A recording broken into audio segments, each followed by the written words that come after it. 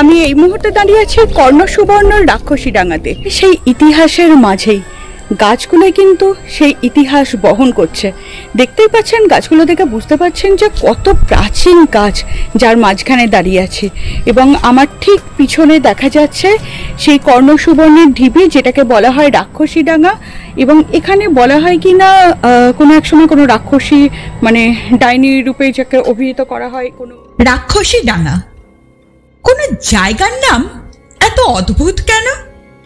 কোনো জায়গার নামকরণ নিয়ে একটু ঘাটাঘাটি করলেই দেখা যায় নামকরণ বিষয়টা হয় এলাকার বিখ্যাত ব্যক্তিত্ব বা খাবার বা বস্তু বা দুর্যোগ এই ধরনের কিছুর ওপর নির্ভর করে। কিন্তু রাক্ষসী, সত্যিই কি তাহলে এখানে কোনো রাক্ষসী ছিল যার থেকে জায়গার নাম রাক্ষসীডাঙ্গা?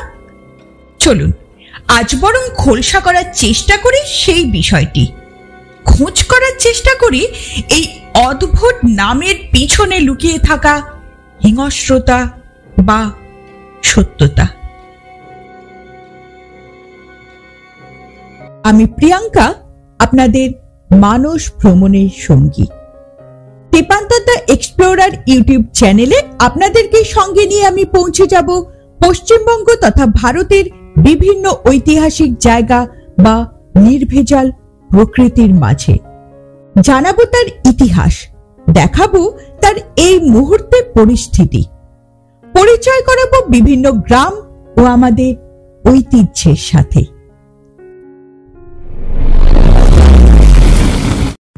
পশ্চিমবঙ্গের বুকে যে কটি প্রত্নস্থল আছে, বিশেষ করে বৌদ্ধ বিহারের ধ্বংসাবশেষ, তার মধ্যে অন্যতম মুর্শিদাবাদ জেলার কর্ণসুবর্ণে অবস্থিত রাক্ষসীডাঙ্গা এবং রাজবাড়িডাঙ্গা নামক প্রত্নস্থল দুটি।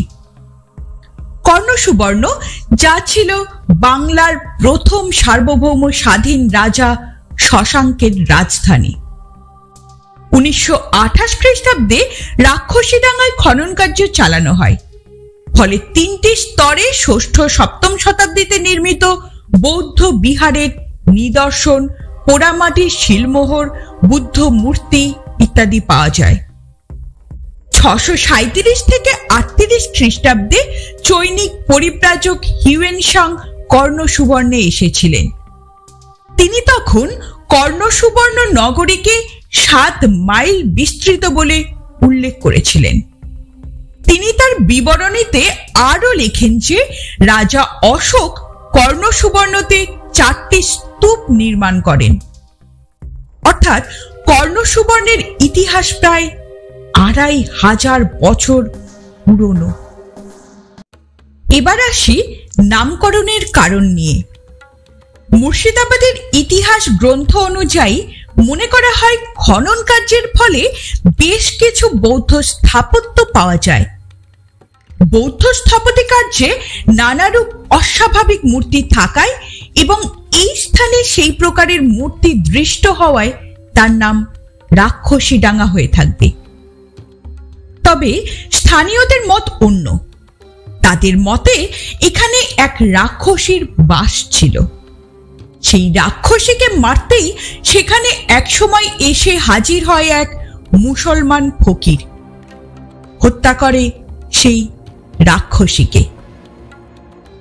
মনে হচ্ছে না অন্য কোনো গল্প? আমাদের দেশের ডাইনি বা রাক্ষসী সাজিয়ে প্রতিভাবতী মহিলাদের হত্যার ঘটনা নতুন কিছু নয়। ইতিহাস সাক্ষী এই নৃশংসতার। যখনই কোনো মহিলা উপরে উঠতে চেয়েছে, তাকে পা ধরে টেনে নিচে নামাতে পিছুপা হয় না আমাদের সমাজ। আর এখানে তো আরব সাম্রাজ্যবাদের প্রভাব। তাদের প্রভাবকে কাটিয়ে উঠতে হিন্দু সমাজ মনে হয় এখনো শেখেনি। তাই তো সেই রাক্ষসী বধকারী মুসলমান ফকিরের নামে মাজার তৈরি হয়ে গেল। ধামাচাপা দেওয়ার চেষ্টা চলছে সেই প্রথম সার্বভৌম রাজা ও বঙ্গাব্দের প্রতিষ্ঠাতা শশাঙ্কের অস্তিত্বকে। আজকের ভিডিও এই পর্যন্তই। পরবর্তী ভিডিওতে থাকবো ডানসা ফকিরের কথা নিয়ে, যিনি কয়েকটি টাকার লোভে ধরিয়ে দিয়েছিলেন কিনা সিরাজকে। সত্যি কি সে ধরিয়ে দিয়েছিল সিরাজকে? খোশবাগের সিরাজের সমাধির সাথে আজ তারও কবর। সঠিক তথ্যের জন্য সঙ্গে থাকতেই হবে সঙ্গে থাকতেই হবে তেপান্তদ্দা এক্সপ্লোরারের। অসংখ্য ধন্যবাদ সম্পূর্ণ ভিডিওটি দেখার জন্য এবং সঙ্গে থাকার জন্য। ডাইনি রূপে যাকে অভিহিত করা হয়, কোনো অ্যাকচুয়ালি তার বিজ্ঞানসম্মত কারণ বা কারণগুলো আপনারা প্রত্যেকেই জানেন, আমি খুলে এত বললাম না।